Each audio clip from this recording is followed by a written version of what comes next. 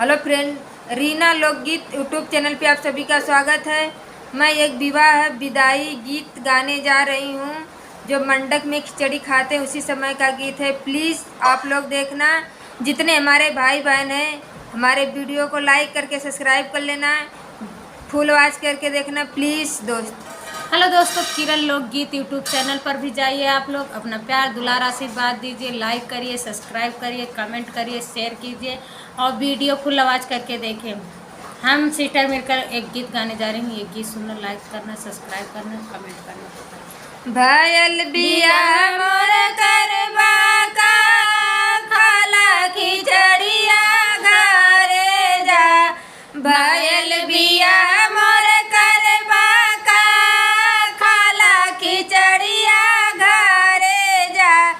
पापा जी कहले सिकड़ी देब, सिकड़ी ना दिए तू करबा का खाला खिचड़िया घरे जा।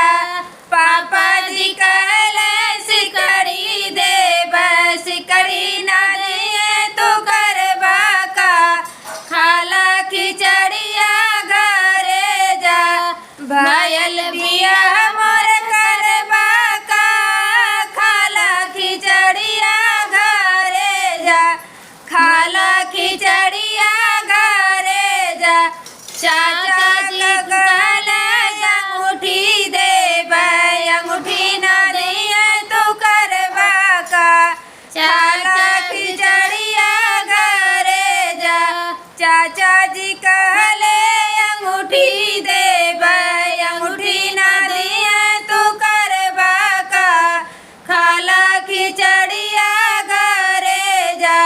भयल बिया मोर करबा का खाला खिचड़िया घरे जा।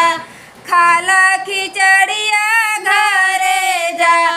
भैया कहले गाड़ी देब, गाड़ी ना दिए तू करबा का खाला खिचड़िया घरे जा। खाला खिचड़िया घरे जा।